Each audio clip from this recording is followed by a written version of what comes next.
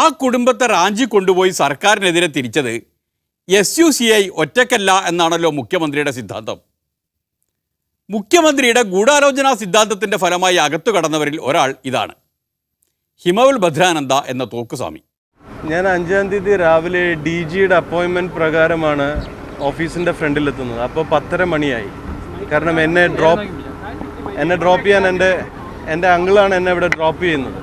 അവിടെ നിൽക്കുമ്പോൾ എൻ്റെ സുഹൃത്തായ മനു ഭരത് ന്യൂസ് 18-ലെ അദ്ദേഹവുമായിട്ട് ഞാനത് കുറച്ച് നേരം സംസാരിച്ചു. ഈ ജിഷ്ണുവിൻ്റെ അമ്മയും മാധ്യമപ്രവർത്തകരും എല്ലാവരും കൂടെ സമരത്തിൽ പങ്കെടുക്കുന്ന ഒരു കാഴ്ചയാണ് അവിടെ കണ്ടത്. അപ്പോൾ ഇതിൻ്റെ വിശേഷങ്ങൾ, ഞാൻ 2 മാസം ജയിലിലായിരുന്നു. അപ്പോൾ ഇതിൻ്റെ വിശേഷങ്ങളെല്ലാം മനുജി എന്നോട് കാര്യങ്ങൾ ഡീറ്റെയിൽ ചെയ്യുമായിരുന്നു.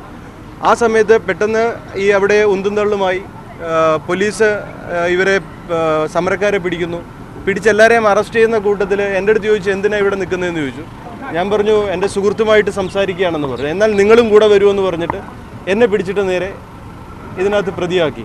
എന്നിട്ട് പിന്നീട് ഞാൻ ചോദിച്ചു, എന്തിനാ എന്നെ ഈ കേസിൽ പ്രതിയാക്കിയത്, ഞാൻ എന്താ ഇതിൽ ചെയ്തതെന്ന് ചോദിച്ചപ്പോൾ പിന്നീട് അറിയാൻ കഴിഞ്ഞത് കേസിന് ബലം കിട്ടാൻ വേണ്ടി തോക്കുസ്വാമിയെ കൂടെ ആക്കാൻ തീരുമാനിച്ചു. ഞാൻ ചോദിച്ചു, ശങ്കർ സിമൻറ്റോ അതോ ഫെവിക്കോളോ വല്ലതും ആണോ ഈ തോക്കുസ്വാമി ബലം കിട്ടാൻ വേണ്ടി ഇതിലാക്കാൻ? അതിപ്പോൾ സ്വാമിക്ക് അഘോരികളുടെ സമ്പ്രദായവും കപാലികരുടെ സമ്പ്രദായവും എല്ലാം അറിയുന്നതില്ലേ? ഒരു സംഗതിക്ക് ബലം കിട്ടാൻ ചിലപ്പോൾ ബലി കൊടുക്കലും രക്തം സമർപ്പിക്കലും എല്ലാം ഉണ്ടാവുന്നതാണല്ലോ. ഏതായാലും ഇതിലത്തരം കർമ്മങ്ങളൊന്നും ഉണ്ടായില്ലല്ലോ എന്ന് കരുതി സമാധാനിക്ക്. അതൊക്കെ പോട്ടെ, എങ്ങനെയുണ്ടായിരുന്നു ജയിൽ? 30% നിരപരാധികളാണ് ഇതിനകത്ത് ഓരോ കേസിൽ പോലീസ് ഇട്ടിരിക്കുന്നത്. അതുപോലെ പോലീസ് അവകാശപ്പെടുന്നത് അവർ ഭയങ്കര അപ്ഡേറ്റ് ആണെന്ന്. ഇന്നും P1-ഉം P2-ഉം കമ്പ്യൂട്ടറാണ് അവരുടെ ഇരിക്കുന്നത്. അവരുടെ മെമ്മറി അതുപോലെ തന്നെയാണ്. ഒരു മോഷണ കേസിൽ ഒരു പ്രതി വന്നു കഴിഞ്ഞാൽ എവിടെ മോഷണം നടന്നാലും ആ പ്രതിയെ പിടിക്കുക. എൻ്റെ തോക്ക് കേസ് എന്തായെന്ന് പോലും പല പോലീസുകാർക്ക് അറിയത്തില്ല. ഇവരെന്ത് പോലീസാണ്? അത് പിന്നെ പിണറായിയുടെ പോലീസല്ലേ? അതിരിക്കട്ടെ, സ്വാമി എന്തിനാണ് DGPയുടെ ഓഫീസിന് മുന്നിൽ പോയി നിന്നത്? DGP അഭിമുഖത്തിന് സമയം തന്നിരുന്നു എന്നൊക്കെ പറഞ്ഞത് കള്ളമല്ലേ? അപ്പോയിൻമെൻറ്റ് തന്നിരുന്നു. അപ്പോൾ ഞാൻ കള്ളം പറയത്തില്ല. എന്നെ അറിയുന്ന എല്ലാവർക്കും അറിയാം, ഞാൻ ചത്താലും ഞാൻ കള്ളം പറയത്തില്ല.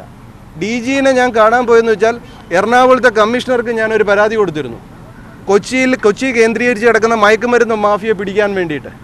അതുപോലെ തന്നെ ഈ ടെററിസവുമായി ബന്ധപ്പെട്ട് ഇതിൽ ഞാൻ പ്രതികരിച്ചുകൊണ്ട് എനിക്ക് ഭീഷണി ഉണ്ടായിരുന്നു. അപ്പോൾ അവിടുത്തെ മയക്കുമരുന്ന് മാഫിയകൾ കൊച്ചിയിലെ ആൾക്കാരെ സ്വാധീനിച്ചിട്ട് എനിക്ക് പ്രൊട്ടക്ഷൻ തന്നില്ല.